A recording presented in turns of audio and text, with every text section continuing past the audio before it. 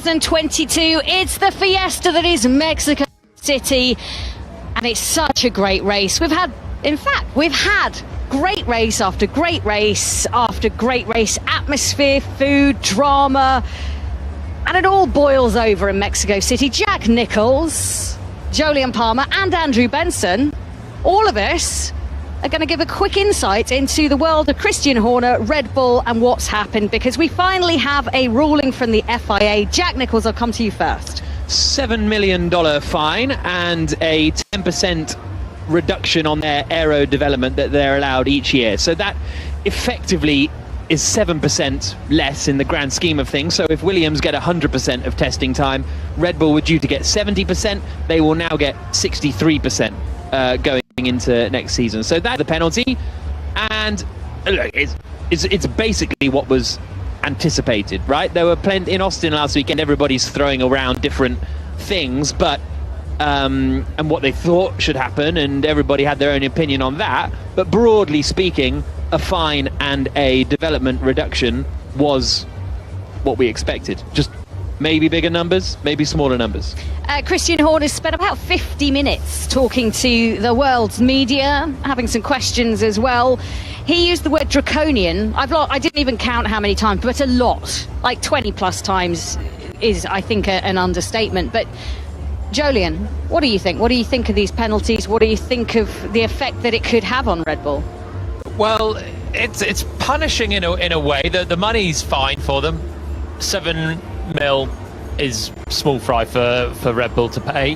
The punishment really is going to be the reduction in development opportunities from next year, and we'll only see that really in 2024. So it's going to play out over the long run. I think it's also the first time that we've had concrete numbers from the FIA about what Red Bull have actually done, and I feel like overall it's not as big as maybe some in the paddock were suggesting. 1.8 million overspend, but Red Bull and the FIA have said that actually Red Bull have sort of missed a tax loophole, so it could have been about £400,000 overspend, which, if you take it at that number of what it could have been had they sort of done their books as the FIA thought they were going to do, it's not that big an overspend, and I don't see that it would transform the season last year, to be honest, at that smaller number. But the argument from the other side then becomes, and this is what hashtag BBCF1 is full of, is, well, it doesn't matter the size of the overspend, you've broken the budget cut, that's against the rules, and a stronger penalty should be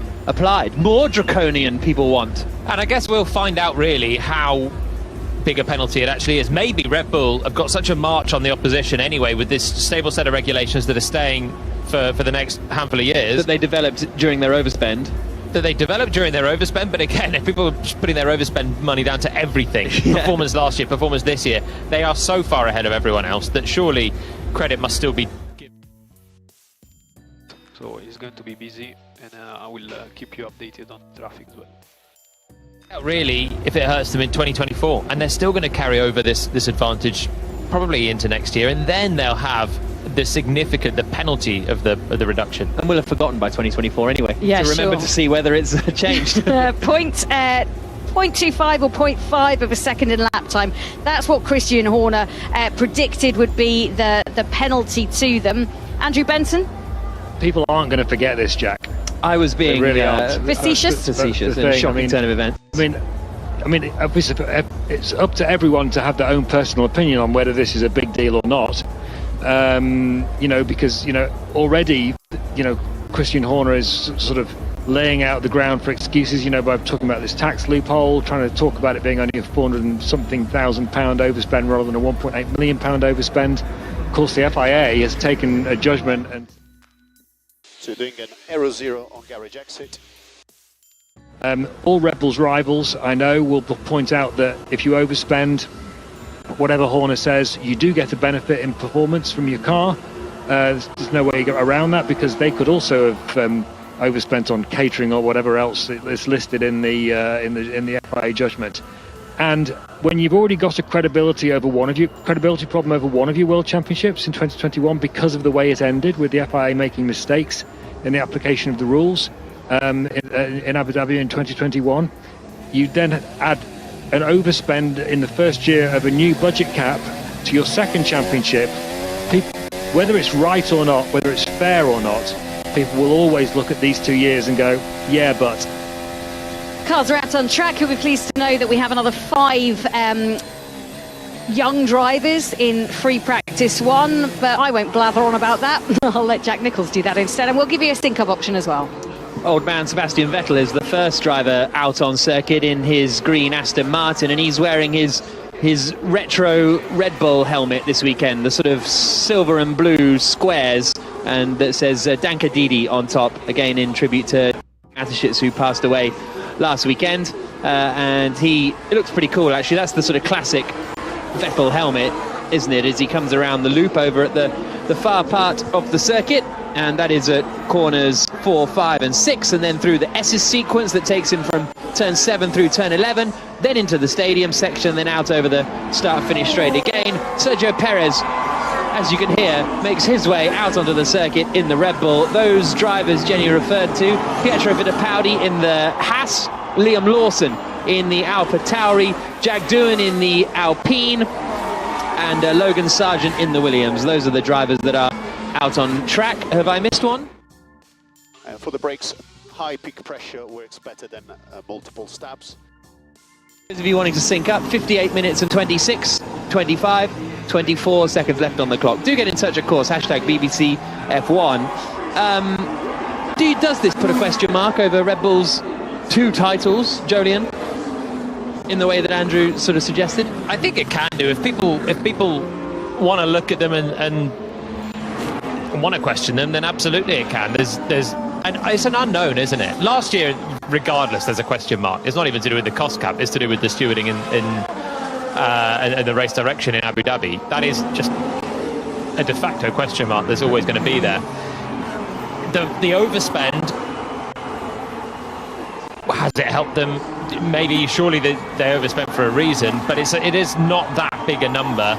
But it's not squeaky clean for them to come here and take the 2nd title. Can I just say, I wasn't saying that as my opinion. I was saying some people will see it that way. As you had suggested as a possible interpretation. Exactly. If people want to throw doubt over the Red Bull's championships, they have the opportunity to do that. That's what I would say. Maybe it's not a £400,000 overspend, in my opinion, is not what has transformed this Red Bull car to be a monster that Verstappen's going to win the record amount of races in a season in. I don't think that's the overspend justifies how good they've been. I think that's just on their own merits. But you never can be 100% sure, and so there will be a grey area if people want to pick holes in it. I also think it's worth saying nobody else did the same breach that they did. Okay, Aston Martin got fined $450,000, I think it is, for a procedural breach. They were the only ones that got the breach, the minor breach. Every other team in Formula One played by the rules. And I think you have to take that into consideration when you're looking at this. What, so if other teams had broken the rules, that would be more fair? Then it would make Red Bull's infringement less of a big deal? I think the point Jenny's making is that the other teams did their homework and got their submissions right, and Red Bull didn't. So, we know that because they breached the cost cap. But for example, one of the things they didn't do was take part in the 2020 cost cap dry run that many of the teams did do. So Horner was saying earlier that we submitted our interim accounts in April 2021, and the FIA didn't come back to us about that, and he was kind of implying, well, why didn't they? That wasn't fair. But you could argue that if they'd done the 2020 dry run, this problem with the income tax write-off that has arisen, which is making the difference between 1.8 million, which was the actual breach, and the 400 and something thousand, which Jolene's talking about, having listened to Christian Horner. Maybe they wouldn't have done that if they'd done the cost cap dry run, It is Christian and the FIA. We believe we have a puncture. Okay. He's making a big deal out of that, whereas the FIA are taking the opposing view, aren't they, and saying it's 1.8. But the FIA felt it necessary to point that out in their decision. Yeah, and so they're not saying it's not true. One of the problems with that, here's some radio from Leclerc. We believe we have a puncture. Okay. So Leclerc's picked up a puncture and returned to the pit lane. None of the tyres that I can see look dramatically down. The rear left appears to be the concern, maybe, but can't spot anything from a quick pit stop, and they're going to now push Leclerc back into the pit lane. Must be a very slow puncture that Leclerc can't actually feel it. They could just see the pressures dropping on the telemetry at Ferrari. So they've called Leclerc in, and that's actually going to cost him, because that'll be a set of tyres that he won't get back, basically. That's Leclerc in just a couple of laps. Yeah, I have no brakes as well. Brakes are completely gone. Copy. Yeah, I have no brakes as well. Brakes are completely gone. Copy. In for this first free practice session, and that's something actually with who was I thinking about this earlier? I think it was Logan Sargent.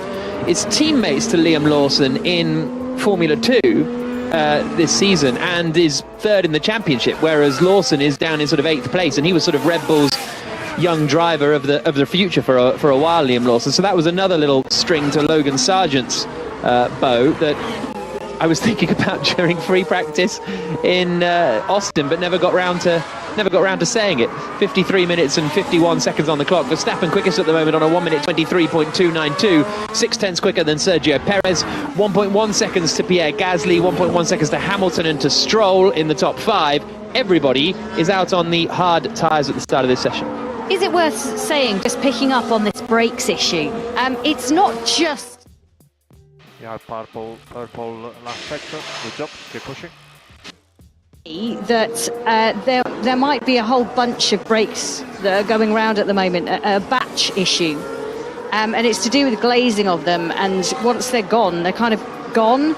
And a few of the teams have been struggling with this, and I think Russell potentially struggled with it in Mercedes. AlphaTauri has certainly struggled with it, and that's what's been suggested to me, that it is a batch issue.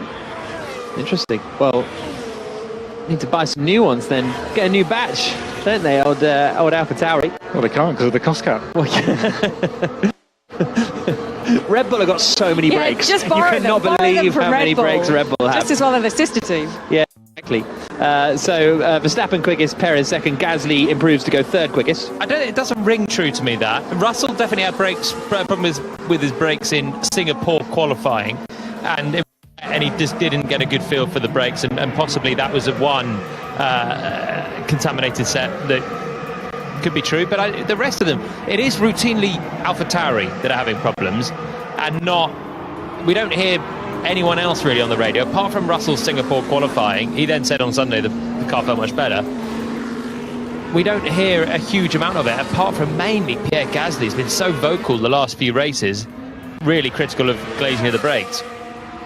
What Jenny's referring to is something we heard from a team principal last weekend in Austin, which was a third team, which is separate from Mercedes and AlphaTauri, who was saying, yes, there's definitely this wider problem with brakes because we're having it too. And might not be bleating about it on the radio quite as much as Gasly, but they are having it.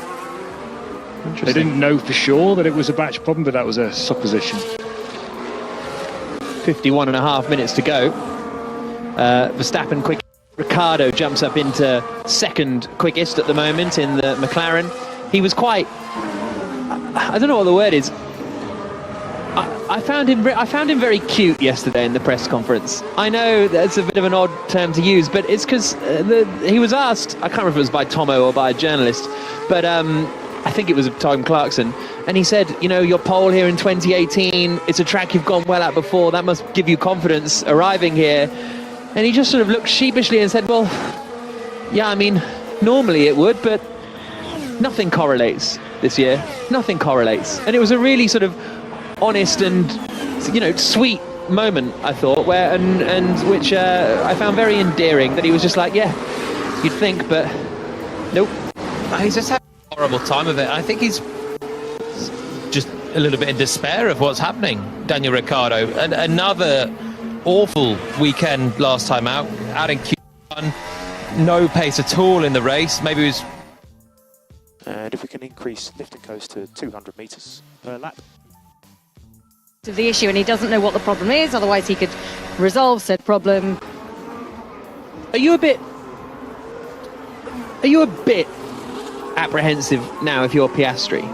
Are you watching this and thinking, I hope it's not just a second McLaren car thing, or you got confidence that it's fine, it's just Ricciardo being rubbish? You have You must to have a think little that. bit of niggle. No, you have to think that. You have to think, I am that good that I'm going to hop in this and just do the job. And Ricciardo, for whatever reason, he's lost it. He's older, he's just not settled or whatever. He's lost the feel, lost the rhythm. That's what you have to think if you're Piastri. If you look at Ricciardo's predecessor at McLaren, Carlos Sainz, he was doing a consistently solid job. That's what Piastri has to aim for when he comes in. He will be backing his talent all the way. You can see that already from the way that he's handled negotiations this year, that he is a man high on confidence. Yeah, I think you just got to go in from a fresh start. Don't start doubting yourself before you're even there. I have to say, looking into the eyes of Daniel Ricciardo last week in Austin after the race, it kind of reminded me a little bit of Daniel Kvyat in Germany in, I'm going to say 2016. Just the kind of shell of a very broken driver who couldn't work out why things weren't going right for him. And Daniel Ricciardo was so honest last week after that race. He just came up and said that, I mean, I don't know what to say. And you kind of almost wanted to excuse him from media duties at that point and just go, you know what, don't say anything, just go, because what can you say when things are that bad? Yeah, it's true. We just got a driver profile up of Pietro Fittipaldi, his favourite TV series. Gonna have to adjust the left-hand side mirror. It's fallen down quite low, so I can't really see out of it. Copy that. No, I don't think it was Joe. I think an FP1. It could have been Sargent. Could have been Logan Sargent and his 2 golden retrievers. Have you started watching it yet, Benson? No, I've been too busy. Oh. I think it was someone whose first language is not English. Was it Alex Pelot? Maybe it was it could have been Pelot. Could have been Pelot. Anyway, because that's what made it more surprising that they were the 47 minutes and 50 seconds to go. I have an American friend called Jimmy, and he has to watch he loves Peaky Blinders. He's from California. He has to watch it with subtitles on because he's like, I've got no idea what they're saying. So I go full Brummy like I used to be as a child, and it just confuses him. Hang on a minute. 47. Can you go full Brummy now? I don't think I've heard you full Brummy. I'm not doing accents on the radio. What, because you never do that? When was the last time I did an accent on the radio? Oh yeah, it didn't make it to air. You just did it in the car all last week. It was an acceptable accent to do, to be clear. It was fine. Matthew McConaughey, by the way, was the accent he was doing in the car all the time, and yet you won't bust out an accent now. No. Okay, that was an impression. I'll do impressions. I won't just do general accents. Hashtag BBC F1 nominate the impression for FP2 especially, because it's another 1 hour and a half of FP2 tyre testing. Emails are down, by the way, everybody, so I'm sorry to report f1@bbc.co.uk isn't letting me in at the moment. There's a batch error, genuinely. So I'm not even joking. Like, that is a genuine, computer thing. But my emails are not supplied by Brembo. 46.5 minutes to go. Other Formula 1 manufacturers are available. Yes, but don't appear to be struggling quite so much. Now, Gary says, and this is a question actually that's come up a lot, is the fine going to take Red Bull over this year's cost cap, or does it go on next year's? The answer is it's nothing to do with any of it. Comes out of a totally separate pot, which I still find that strange, because it's just like you're buying your penalty from what's the incentive for others to not go over the cost cap in future years if it doesn't come out of the cost cap budget? I don't think people will want that a 10% reduction in your wind tunnel. I don't think that's worth $7 million. I don't know. You reckon? What do you mean? Well, if the penalty for going over the cost cap is a $7 million fine and a 10% reduction in your wind tunnel time, I don't think you're going to choose to take that. That's not a penalty you're going to choose to take. As in, you're not going to choose to overspend knowing that that's the punishment. I don't think so, but honestly, we need to see how it plays out. We don't know yet. It could be worth it, potentially. Potentially, it could be, depending on what the overspend was on, the extent of the overspend, and how significant is this CFD time going to be. We're yet to see. The teams are banding numbers around, but we've got to remember, for the next years, the car is stable. For this year, it would make a big difference. It was a brand new set of regulations, needs a lot of R&D time. For next year, the regulations are stable. If you've already got a great car this year, you can do nothing to it. It will be competitive next year, and then you get your time allowed on top. Quite frankly, if Red Bull had no time to develop their car, they'd probably turn up next year in an okay-ish position. Do you think? They'd probably be okay-ish. Come on, yes. But they've got it's 7% that they're missing. I think we're under selling the importance of wind tunnel development. time. Yeah. So they'll get 25 runs instead of 28. That's the reality of this, is they'll get 25 runs in a winter. So they lose runs in the wind tunnel, and when they're so good, then you question how much of an effect that'll take. And as you say, speaking to other teams, they've suggested that because the regulations are stable, when you look at years 23 and 24, it's not going to have such a big impact on them. We don't know. I think this is the truth. We don't know, and we'll find out when we get more into these regs and we see more effect of the wind tunnel time. We'll see next year how well the teams further down can move up.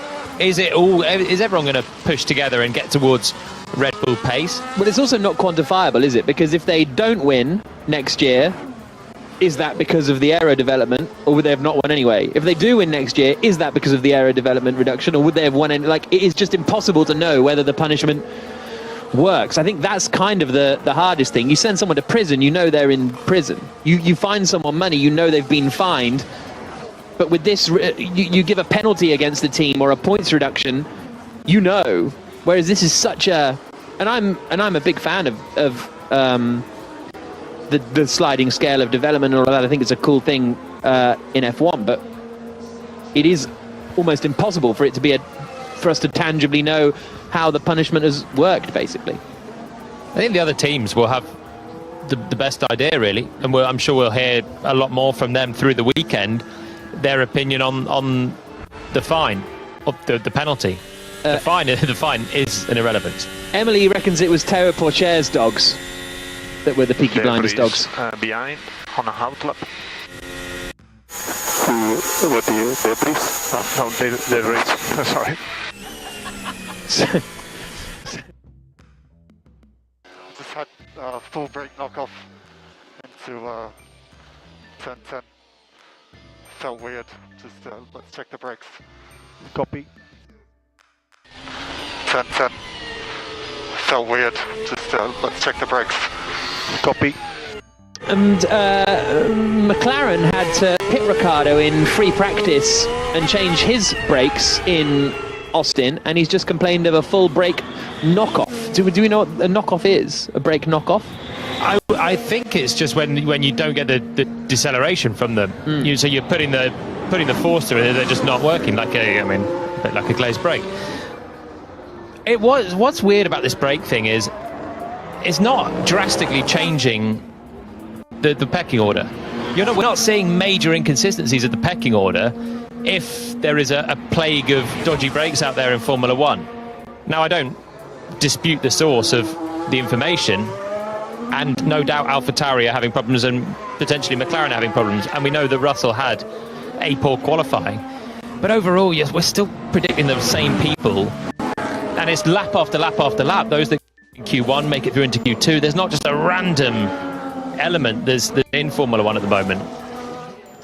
Also, I swear Mercedes said they'd found the problem with Russell's, and it was an engine overrun after free practice one. No, there were two separate things going on with Russell's car. Also, Hamilton had brake problems in Austin. In fact, they changed his brakes on the grid. Oh, really? I didn't realise that. Interesting.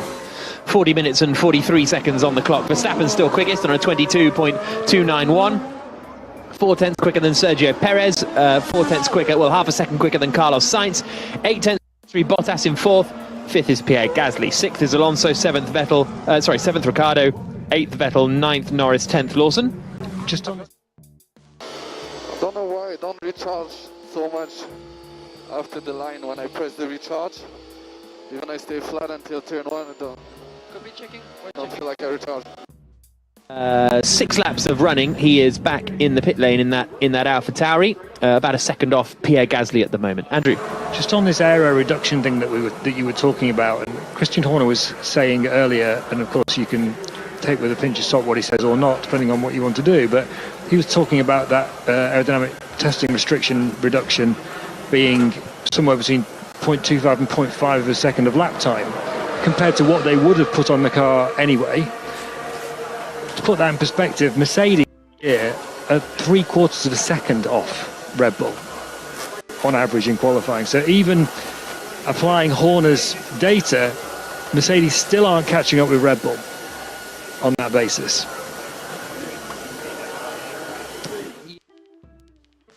Copy. I wanted to carry on just for timing. Yeah, no, agreed, that's good. So when we come into pits, we'll stop at the marks and we'll do the hold ref. You're all clear behind. Lance just starting lap 19 seconds back. you're the one with all the numbers. So difference to fastest in the first half of the season for Mercedes, 0.812 seconds. Difference to fastest in the second half of the season, Mercedes, 0.737 seconds. What, 0.7 is the closest they've been in qualifying? No, it's average. Right, but average, whatever. What was the how far? Average, whatever. How far away were they in Austin in quali? Less than that. Yeah, 5 tenths or 6 tenths or something. yeah. So take off 0.5. It's close. But that's only at Austin. Yeah, I The know. whole point of the average is to give you a complete But Austin picture. but Austin is the most recent race, and Mercedes are getting closer to Red Bull. Well, they did in Austin. Yeah. But it was a track that was supposed to suit. I take your point, but I'm being annoying to illustrate that I'm not quite sure that's how that lap time would work. I'm not sure it's how it'll work either. I'm just trying to add a bit of extra perspective into the whole debate about it. No, and it worked. Thank you. It worked. We've got 38 minutes and 15 seconds to go. Everybody back in the pits now, bar Stroll and Lawson. So the full order is thus: Verstappen, Perez, Sainz, Bottas, Gasly, the top 5. Vettel, Alonso, Ricciardo, Stroll and Norris, the top 10. Lawson, Hamilton, Joe, Latifi and Doohan, the top 15. Schumacher, De Vries, Sargent and Fittipaldi, the 19 drivers to have set the lap time. Leclerc got a puncture after 2 laps, so came into the pits in his Ferrari. He has now gone out on a set of the soft tyres, so he's the first driver to go out on the softs. Everyone else has been running the hards, and once again looks as though Mercedes were doing some longer race running, I should say, and as a result they are 2 seconds off Verstappen for Hamilton and 3.7 seconds off for Nick De Vries. Sainz only 3 tenths away from Verstappen at the moment, who's the top of the times. We'll see when they go out, and if they go out on some soft tyres. Just thinking back to what Christian Horner was saying in his very extended and protracted press briefing after the news of the cost cap and the ABA agreement, he was talking about the wind tunnel, and he was saying how bad it is, basically, that it's an old military base one, it's from the 1950s, it's a, you know, when it's raining or when it's cold or whatever, they suffer from the extremities. And I was just sitting there going, hang on a minute, this is one of the most successful team in Formula 1 this season, and they are one of the most forward-thinking teams in the world, with a huge amount of budget going into this operation, and he's there kind of citing this kind of decrepit military base wind tunnel and sort of saying, oh, poor us. Why haven't they got a better wind tunnel? Like you talked yesterday in the previous show about Audi coming in and the fact that they'll use the Sauber wind tunnel in Hinwil because it's so amazing. This is Red Bull. Surely their wind tunnel cannot be that bad. Well, I've never been in their wind tunnel. I've never been in a wind tunnel. Never. Honestly, no, I've never been in a wind tunnel. Have you been in a wind tunnel? Where have you been in a wind tunnel? I've not been in the Never. tunnel, but I've been by the wind. Like I've had a good mooch around the wind tunnel. I've just not stood in it. Oh no. Okay. Yeah. No, I didn't mean like in it and they turn it on. Woohoo! My husband has been in the wind tunnel. When they turned it on? Slightly envious. They didn't turn it on. You'd be like squishied. Leclerc goes quickest on a 1 minute 21.546, 7 tenths quicker than Max Verstappen. That's the first lap on the soft tyres. But yeah, well, there were, because there've been wind tunnel reductions for a good few years now, hasn't there? There've been restrictions on how much wind tunnel time you have and stuff. So yeah, on the time. Check the gallery with the receptacles. The gallery with the receptacles. Sainz went over some curbs and got asked to check the car. Oh, he had a big slide coming into the S's sequence of corners, had a bit of opposite lock and bounced over the curbs through turn 11. But yeah, I've never been to Red Bull's wind tunnel, and also there's a lot of CFD these days. Obviously, it's not quite Virgin and that whole Nick Worth plan in 2010, but I don't know. But McLaren talk a lot about their infrastructure, the way that they're growing as a company, and they talk about this new wind tunnel that they're developing, and they're very excited about it. They think it'll really drive them forward within the championship, and I just find real curiosity. Yeah, just an oddity for such a high-tech team. Maybe they rely on Adrian Newey and his sketchpad, and so they don't need it because he's just an absolute genius when it comes to drawing on an easel. Yeah. Schumacher's on a lap at the moment on the soft tyres in the Haas. He's just coming out of turn 11, down towards the 90-degree of turn 12 that takes him into the Forosol baseball stadium with all three sides surrounded by huge packed grandstands, and emerges out of that now, flicks into the final corner at turn 16, accelerates through turn 17, which officially is called Mansell, and then he does a 1 minute 21.9, 4/10 slower than Charles Leclerc in the Ferrari. So that suggests plenty more time to come for Leclerc, but he was only on his first real lap when he did that run. Was Leclerc on his 1 minute 21.5, 4/10 quicker than Schumacher. Then Verstappen, Perez and Sainz, the rest of the top five. Bottas is heading out on softs, as is Vettel at the moment. 33 minutes to go. Schumacher in the fastest final sector of anyone, basically quicker than Leclerc, and the soft tyre obviously finding a heap of time over the hard. Do you want to know the oddity about this session so far? Everyone's running the same tyres. Oh, yeah. Everyone went out on the hard tyres for the first runs. Now they're all switching to the soft tyres. Dirty track here in Mexico City, only used I think twice a year. Maybe there's a World Endurance race, but I don't think there is anymore, so it's only Formula E and Formula 1 that race here in the middle of a fairly polluted city, in the middle of a park, so lots of dirt gets blown onto it, so maybe the first half of running not hugely relevant. Yeah, my interpretation of that, Jolien, would be, and tell me if you agree, would be that most of them are thinking we're not going to be using the hard tyres that much this weekend, therefore we'll get them out of the way, ruin them on the dirty track, and save the ones that we do want, the softs and mediums, for the rest of the weekend. That's pretty much why they run FP1 tyres anyway, is the ones that they don't want for the rest. So Schumacher's found about 3 seconds compared to his hard run. And that's kind of the proof then. Huge track evolution, although Perez has gone in too hot. I felt a bit of understeer going through the high speed this time, which kind of brought the rear around mid-exit. Okay. Maybe you can have a look at it. Yeah, okay, we'll see about the tool then. It's turn 7. Yep, copy that. There is not really a great chance to get straight in and hone the setup, particularly on a circuit like this or a street circuit that's not used very often. It will be slippery, and then added that when they're all on the hard tyres, it'll be minimum grip for them so far. So there's big chunks to be found on the softs now. Perez has abandoned his lap after that mistake at the first corner, so he will go again in a couple of moments' time. Bottas has gone second quickest, 4/10 slower than Leclerc, who did improve to a 20.7. So that is the pace time there for Leclerc. Not a huge amount of support racing this weekend in Mexico City. There's some GT racing and some Formula 4, and that's it. Well, it's meant to be W Series. Yeah. So no W Series. So therefore it is really F1 that are the only things cleaning the track really and putting down any grip of note. Norris coming through the final corner now, didn't look very nice through the final turn, and goes 3/10 slower than Charles Leclerc in the McLaren, quicker than Valtteri Bottas. Schumacher 4th, Joe in 5th, after a frustrating... It was such an up and down race for everybody in that top group, wasn't it? With in terms of the midfield pack of McLaren and Alfa Romeo and Alpine.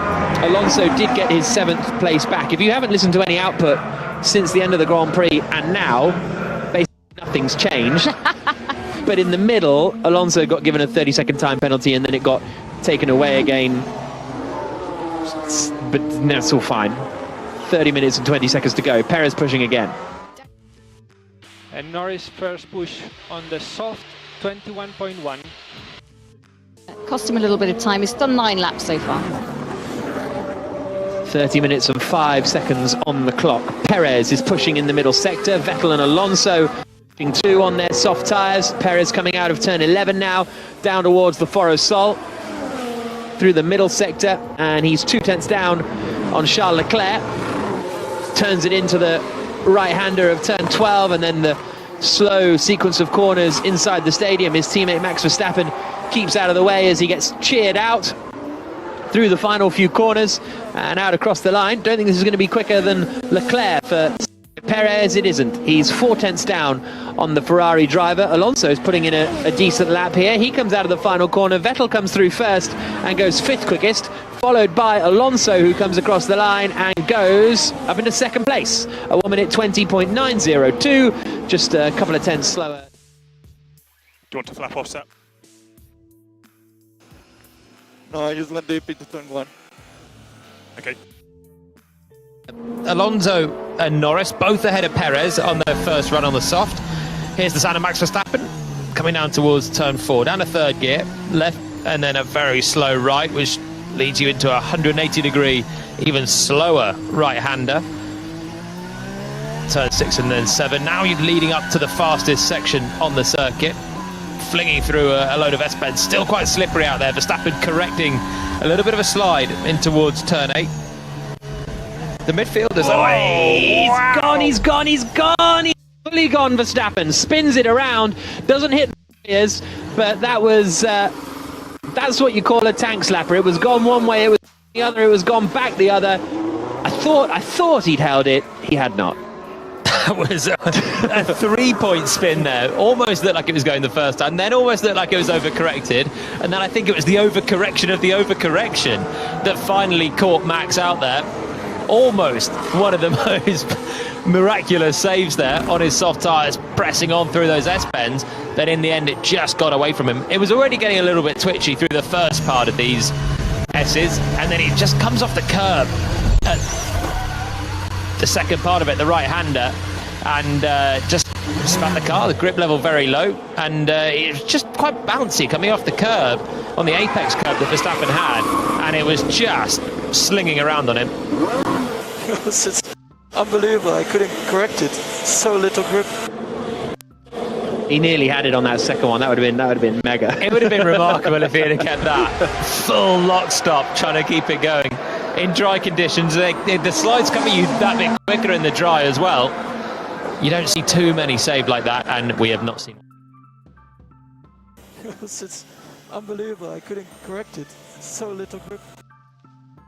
I have a feeling those tyres might be going back. He'll have flat spotted those in a horrible way. It'll be like driving on 50 pence pieces. Well, he actually didn't spin at that high a speed in the end. You think his tyres will be all right?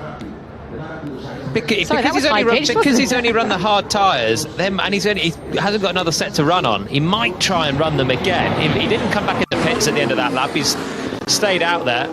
We'll only get a gauge on it when he tries to do another flying lap, which will be on the next lap.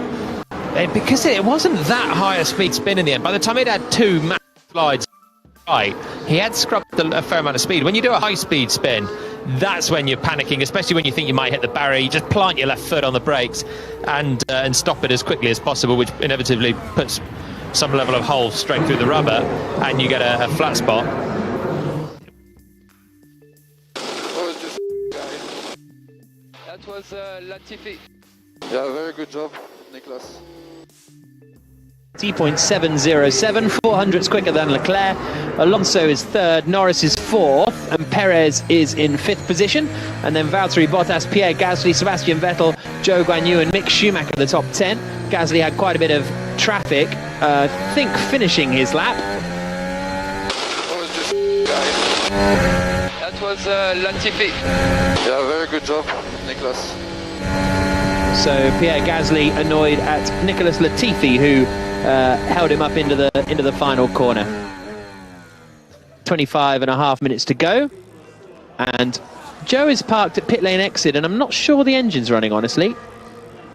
And yeah, Joe's lost drive in his Alfa Romeo, parked at the exit of the pit lane, and so we'll see whether that brings.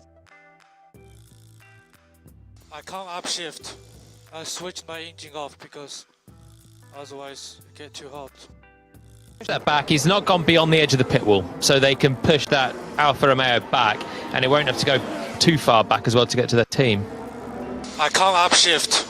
I switched my engine off because otherwise it get too hot. So Joe unable to upshift. The team are there now at the end of the pit lane, but I think he's past pit exit line, isn't he? So I don't think the mechanics will be allowed to go out there sort of without permission, as it were. I think the marshals have to push it back to the point where the team can then take over and push it back further. Perez on a better lap. He's improved in sectors 1 and 2. He's coming into the stadium section now at the Foro Sol. Slows it down for the right-hander at turn 16 and then comes out across the line. And we'll see what sort of lap time this is for Perez. He goes third quickest, so that's a little bit better. He is a tenth of a second down on Carlos Sainz, and Verstappen comes across the line to do an identical time. Perez and Verstappen, within the space of 2 seconds, do an identical lap time to the nearest 1,000. So his tyres were okay then, Max, for another lap. Yeah. Same 1,000 as Perez, and that then was his first flyer put in with the fastest final sector of anyone on that lap as well. He already had the fastest first sector of anyone, so the sectors are kind of there for Verstappen, but he lost a bit to Leclerc in the middle part where he had a spin on the last lap. Now the marshals can push Zhou's car back towards the Alfa Romeo team, and we're not going to get a yellow or a safety car or anything for that. The FP1 drivers are pretty much all at the bottom of the times again. None of them have run the soft tyres in anger yet. So we've got Lawson actually ahead of Lewis Hamilton, who's on an outlap on his soft tyres in the Mercedes. So Lewis has had a low-key first run. You've got Lawson, then Doohan in the Alpine. Quite interested to see what he can do in this session. Alonso's flying in the other Alpine, still within 0.2 of Sainz's pace in fifth. De Vries, Sargent and Fittipaldi rounding out the order. Fittipaldi, I think, has had a spin between turns 2 and 3, and he's pulled over at the side of the circuit. So maybe a breakdown actually for Fittipaldi, because he's pulled his visor up and is in an odd position. So I would suggest that Fittipaldi has broken down in the Haas, and the red flag is out. 22 minutes and 35 seconds on the clock. He's on an outlap as well, so he's only just come out of the pit as Fittipaldi, and then pulled it straight over. Has a Formula 1 race under his belt, doesn't he, after filling in for Romain Grosjean? Two actually, good point. 22 minutes and 16 seconds to go, and Fittipaldi's climbing out of his car, so that is his... I can't see the blue 9 position because I have the cool the car message. It's one of those switches that doesn't show up unless I'm in go push. You've got it. February time, when Mazepin was chucked out from the team along with his backing, then there was a space just before the Bahrain Grand Prix, 1 week of testing, 3 days of testing, and Haas went back to Kevin Magnussen instead of putting Pietro Fittipaldi in the car full time. Not been much chat of Fittipaldi in for next season either. And I think the same reason as they opted for Magnussen over their reserve driver is the reason why he's not going to come back. They basically don't want to give him the seat. Good for a reserve driver. They like him at Haas. He's a very friendly chap. He did okay in those 2 races that he did, alongside Magnussen there, replacing Grosjean after the big fiery crash of Bahrain. But not in contention for next year at Haas. And we're still... Stop the car, pull over and stop the car, please. Stop the car immediately. The expectation was that he would struggle because his junior career is not all that outstanding. This is the sound of the Haas car coming down to turn 1. Stop the car, pull over and stop the car, please. Stop the car immediately. Mark Slade on the radio telling him to just stop it. Oh, that's because there was a puff of smoke out the back of Fittipaldi's Haas. There goes that Ferrari engine, potentially, as Fittipaldi jumps out the car. I feel like they've got through a lot of engines down there. And I know Ferrari have struggled this year with their engine, with reliability. They bought the fix in America for Leclerc, but they couldn't run all of the fix for some reason, so they're going to try and run it again with the full fix this weekend. But I was just going to try and look at how many engines they'd used, because to me it seems like an awful lot. And I'll just pull up the document that tells me how many. It's very slow running Wi-Fi. How many have they used? So Magnussen's on 5 internal combustion engines, and Schumacher on 5 as well. There are some teams on 6. Bottas, for example, also running a Ferrari engine. 5 for Zhou, 6 for Sonoda, 6 for Renault's as well, for the Alpine team. There's a lot. And Leclerc on 6 now as well. Meant to be 3. Quite interested in Hamilton and De Vries at Mercedes in this session. De Vries on the grid next year with AlphaTauri, of course, having had his debut, an outstanding debut in Monza. 3/10 down on Hamilton on that first run on hard tyres. They both did a number of laps. Lewis, as I said, was just on an out lap when that red flag came out. In fact, he just started a push lap, but didn't manage to get a sector on the board. Feels like it's been quite a common approach this season for Mercedes to do some proper high fuel running at the start of FP1. Feels like something that they've, while Ferrari and Red Bull are kind of swapping times at the top, it feels fairly usual that Mercedes are kind of lurking down there, and we don't see anything from until the end of FP1. They haven't only run the hard tyres, so if there's a big offset between the hard and the soft, they can find a heap of time. On the hard tyres, it might not have been so disastrous, but because others have popped on the soft already, down in 16th and 18th, it just looks like they're messing around on heavy drinks, which maybe they are anyway. Well, because Hamilton was 2 seconds off the Red Bull of Verstappen and Perez. They were all on the hard tyre. Just a point, they were meant to be running this new front wing this weekend that they've been developing at Mercedes, and it was in the pit lane for the US Grand Prix, and I had a good old look at it, good nose around, and it kind of had these black joins that were quite thick on the top element. However, they've now disappeared, and so the FIA had a look at it, and I think they deemed it to not be within the spirit of the regulations. And Mercedes play things by the book most of the time, I think, so they've removed those elements, and the wing is a new wing, but it's not got the developments on it that they hope they'll be able to use this weekend. My understanding of that wing, you're right, they've taken off the support bits on the sort of top flaps, during the top flaps, because people, the interpretation wasn't the FIA, I believe, it was another team that was complaining about that wing, unsurprisingly. The support structures created outwash, and outwash they're trying to get rid of in these new regulations. I think Mercedes feel that they can take those bits off and it not really affect the performance of the wing. So they may well still run it this weekend, but you're absolutely right. It won't have those little joiny bits on that do the outwash. But the performance of the wing, they think, should still be more or less what it was before. Green light at the end of the session, and straight out onto the circuit goes Sebastian Vettel. Loves being first out today. Little quiz question of the day. Fingers on buzzers. Draconian. We've heard draconian a lot. What's the etymology of draconian? Who's that referring to? Does anyone know? Dracula, of course. No.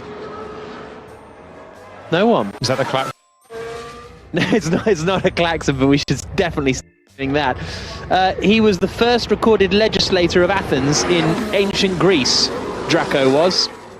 He replaced the prevailing system of oral law and blood feud by a written code to be enforced only by a court of law. Okay. Did you expect one of us to actually know that? That's ridiculous. We think we'll get 11, maybe 12, 11 laps. Baseline, 11 laps. Remembering my pin number, let alone that. I think if Stephen Fry was a Formula 1 commentator, he might have one, but he might have done. He might have done. Pete knew it. Are you serious? Pete, our sound man, knew it. You should have piped up, Pete. I'm sure there's a way that you could have spoken to us on air. Surely, you're in charge of the sound. So, 15 minutes and 42 seconds to go. Producer Paddy's not here this weekend. He wouldn't have known it. I know, I honestly thought one of you might... Because you've got a bit of ancient Greece in your locker, Palmer, haven't you? Oh, I'm a fan of the classics. Classics, but that's a bit niche, isn't it? You've got a bit of Plato knowledge? Yeah, Plato and Aristotle. Yeah, see? So that's why I thought you... Classic philosophy. Might. 15 minutes and 15 seconds to go. Or Jason Plato, you were meaning. Yeah, retired from the British Touring Car Championship. His last race the other week in France. Obey any dash warning if he's there. Obey any dash warning if he's there. Yep. 2001 and about 20... What? I want to say... I don't know. I want to say 2008 or something like that, but I don't know. Just ask Pete. A wide spanning career to try and guess another year out. Yeah, I know. About 25 years? I'm sure it was 2001. Or was 2001 James Thompson? Anyway, no, 2001. Nailed it. 2001 for Vauxhall and 2010 in the Silver Lion Chevy. So all that time he was racing with Matt Neal, he never actually won the title. When he was in the when Neal was in the Honda and he was in the Seats, he never actually won the title. 14 minutes and 20 seconds on the clock. Most race wins in BTCC history, though. Yeah, I think so. And maybe even most entries in BTCC history. I would expect so. Yeah. Okay, Mick, we're looking at 11 timed laps on this tyre. We'll use the first 3 laps to build it up. He's the Alonso. He's the Alonso of British touring cars. Loads of wins, not as many titles as you'd expect. I think he's more Alonso than that as well. Do you think a little bit troublesome. Do you think Alonso has that many wins? It's 32, isn't it? Yeah, 32. In That's his career. That's 2. You could have won every race for 2 seasons and have 32 wins. I don't think that's that big a number. I think 7th in the all-time list is a big number in anybody's book. For someone with 2, Häkkönen's got like 12 or something and 2 world titles. Maybe not 12. I'll look it up. It's 20-something for Häkkinen, I think. Been a decade since his last, almost. Coming up to a decade. That's a long, barren spell for Fernando Alonso. Yeah, so Häkkinen, 20 wins, 2 world titles. Alonso, 32 wins, 2 world titles. I think that's a lot of wins. Win to title ratio is not good from Alonso. Well, it's because he's been so close on so many other occasions. Missing out by a point in 2007, a handful of points in 2012 and 2010. He's been the nearly man since he took his second title in 2006. He hasn't been the nearly man for about 8 years now, but there was a time where he was your plucky runner-up for many a year with Ferrari. Verstappen now 33 wins, is it? Yeah. With his 2 titles, he just overtook Alonso. Yeah, well, that's true. But yeah, true. Don't give more me races. More races. More races. More races. More races. Okay. Stu G says, as well as... no, I don't even want that. As well as being a bit of a Ron, and Draco went on to run a team in Formula 3000 and Ricardo's onto his big break.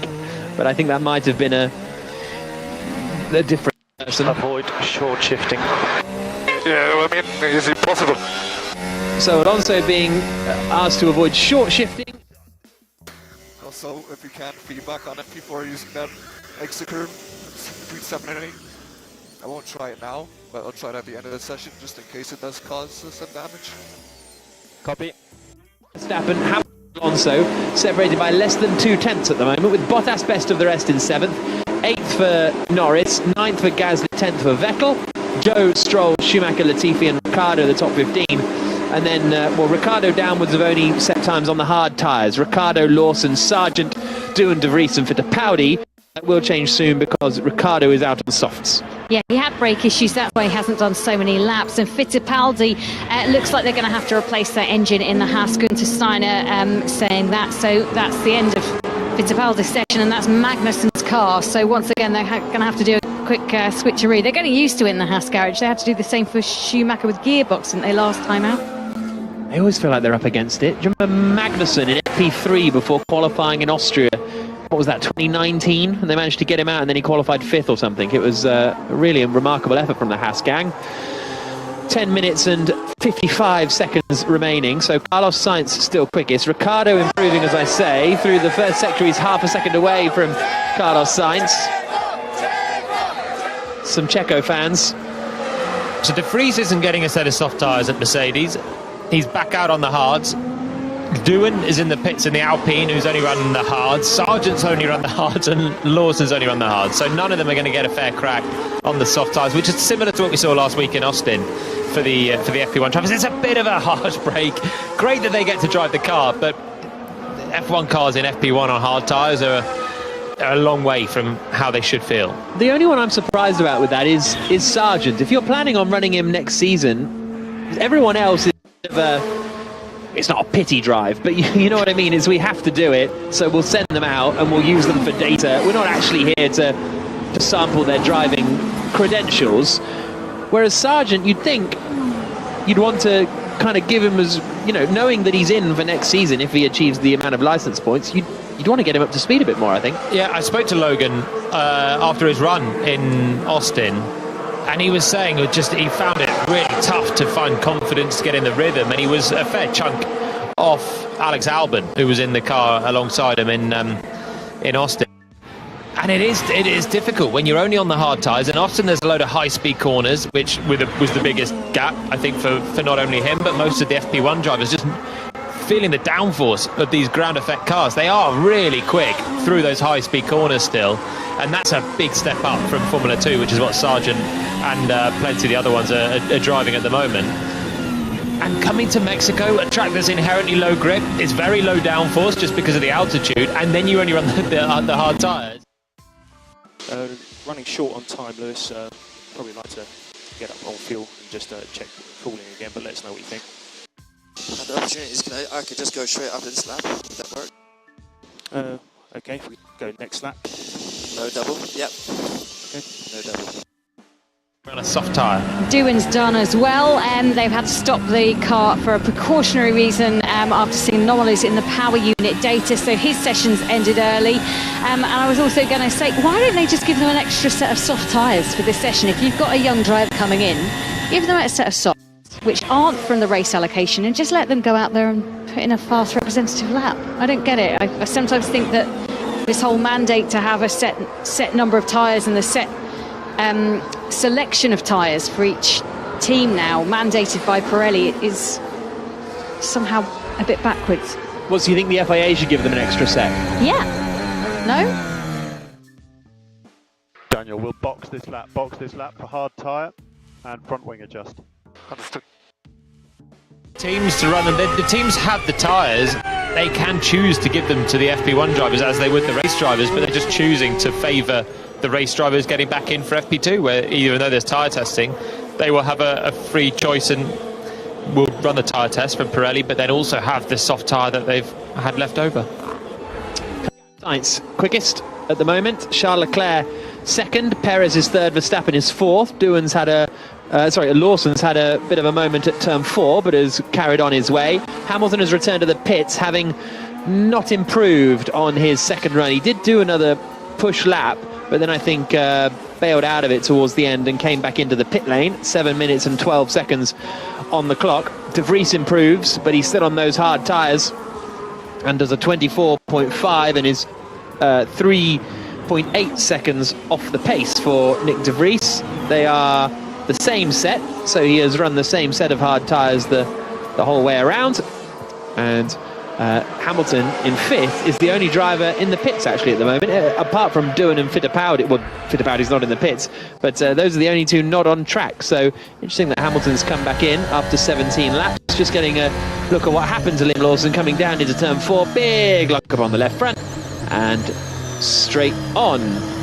So fairly standard stuff for error-wise for Liam Lawson. And just having a look at Max Verstappen coming into turn 5, the slow right-hander in the back end, trying to get away from him there as well in sort of the laziest possible way, but he managed to save that one at least. On the lock stops again though. I think his right hand came off the wheel as he tried to search for enough lock to save it there, Max, through turns 4 and 5. Just really limited grip.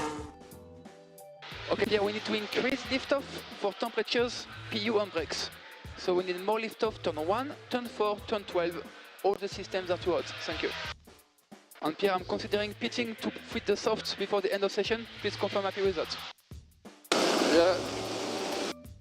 Yeah. Lawson, who had the lock up into turn 4, fairly run of the mill. Just he's also searching for a reference on how hard you can brake in these Formula 1 cars, particularly with the high altitude and the downforce level. Verstappen's just been the driver slinging his car around, making a few mistakes. Over the limit of grip a couple of times. Ferrari 1-2 at the moment, but as I say, less than 2 tenths separating the top 6. Perez and Verstappen on identical lap times in the Red Bull. Just spoken to Mercedes about Lewis Hamilton. No issue for him. He's going to be heading back out onto the session soon as just over 5 minutes left. Yeah. Sainz has done a lot of laps this session. 24 for him. Alonso's done the most on 25. Front tires running hot. Of those that are still running. So Daniel Ricciardo the fewest laps. Saw someone on social media pointing out the fact that Carlos Sainz had run the track yesterday. And at this point in the season, it's relatively unusual for the drivers to be running the track. They normally save their fitness for other places than the circuit. But it was suggested that because he hasn't done many laps in the last couple of races, he might just have wanted to get out there and get fitness altitude training always handy. And I was like, what? That can't. But it's nice to see him running the track. I think you're going to say he just wants to get another lap in. Yeah, I thought that's where you were going as well. Didn't get many in Austin. Success. Yeah, he got a whole lap in. It's good stuff. And then Russell ran him wide. Did you run the track? Oh, of course. Lawson has had has he had a moment or a breakdown? He's on the inside of the left-hander of turn 13. Looks as though he's pulled over, I would suggest, unless he's spun it through 12, which isn't unusual. So Lance, we've got a double yellow Lawson, turn 12, single yellow correction, single yellow ahead of you, Lawson. 5 back to Sargent behind, red flag, run switch call box, Unless they can get, well, the car's not going to get moving again to get some airflow over it. The left front particularly is billowing out smoke now. Quite a hard circuit on brakes, a lot of big stops. You don't get a lot of airflow over them, and now Lawson has stopped, getting Zippo. Price is not moving faster to get out of that car. If I saw that much smoke coming out of my car that I was in, I'd be like, okay, I'll just evacuate quite quickly. Still standing in it. It's not on fire yet, is it? It's just a bit smoky. Yet, being the operative word. Yeah. So Lawson hops out of the car. There we go. There's a bit of flame on the front left now. Lawson well clear of it as he's parked up in the Foro Sol. The marshals come out with a fire extinguisher, pull the pins. Okay, Daniel, so the red flag is for an Alpha Tauri stopped between turn 12 and 13. On brake issue for Lawson, and that's not going to be obviously great news for Alpha Tauri, considering Lawson complained of the brakes on his outlap, didn't he, I think? So, and he's just had a big lock-up. Yeah. And gone through the runoff area at turn 4, maybe just struggling more and more with the brakes. The way that the car's pulled off, it looks like a reliability thing rather than a spin for sure. From the driver. But what has stopped it? Presumably not the brakes being the issue that stopped it. They've just been cooking, and then he's parked up, and then they've really overheated. The problem is they didn't stop it. The brakes weren't stopping it. And that's why he stopped it. Getting a replay of Lawson at turn 12. No brakes, I would suggest. Or no drive, not sure. Mate, what's going on? Stop the car on track. In a safe place, stop on track. Sounded a bit... Quite a bit of porpoising into the front straight. Okay, copy that. We'll just wheel back in and plug you in, and then we'll have a chat. Resume, by the way. Yeah, it sounded like it was the car was almost wanting to stall on him. Like he lost the engine as he was coming into to that corner into the stadium. So, red flag, end of the session, and that is the conclusion of free practice 1. Ferrari 1-2 again, as it was, as they were quickest in Austin in both free practice sessions. They've started it here.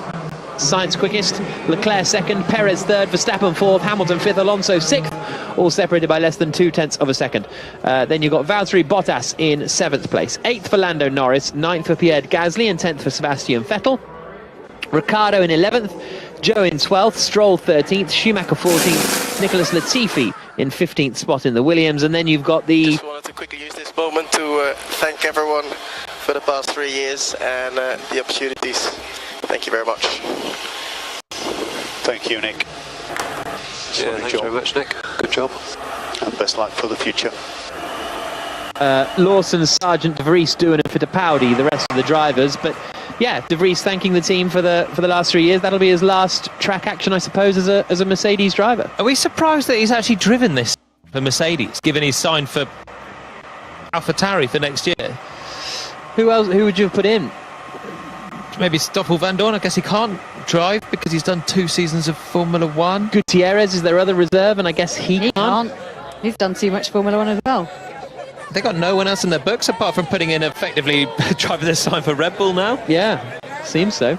He's been drinking a lot of coffee and not doing very much else when it comes to sessions. And I suppose can you blindfold a driver to when they're out there and not tell them what the plan is? You just send them out, they drive around in circles, come back in, don't debrief.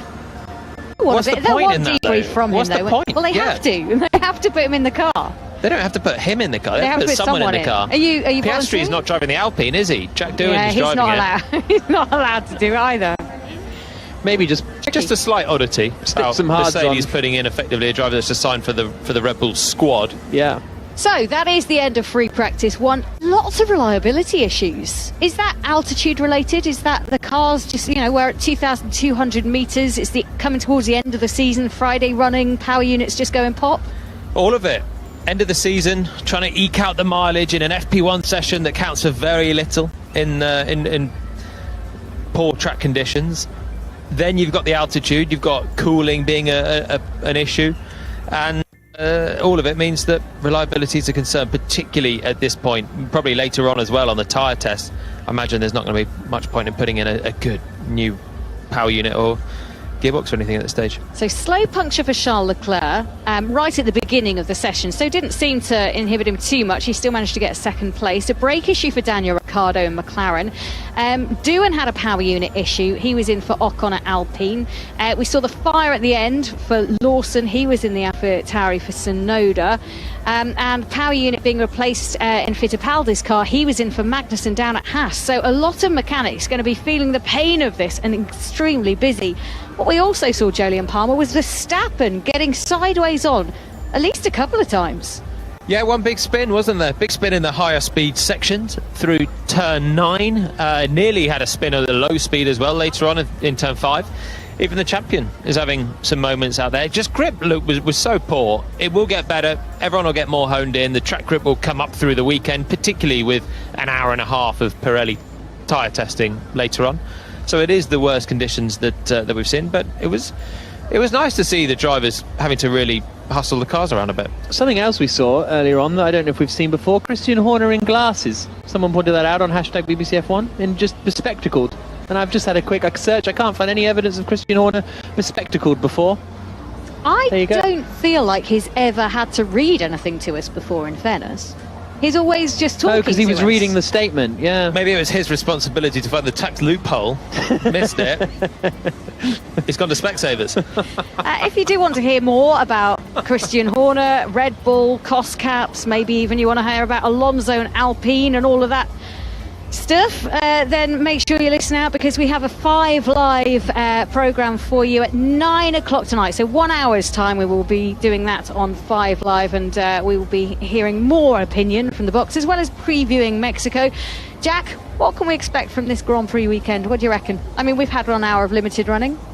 Looks close. All you can say from this first hour is it looks pretty close with Ferrari, Red Bull and Mercedes in there with Hamilton, and Hamilton did a slightly different run plan too, so I was going to say we'll see what free practice 2 brings, but not a lot. Maybe we won't. Russell needs a decent weekend, doesn't he, to regain some confidence when it comes to that car. He just looked out of sorts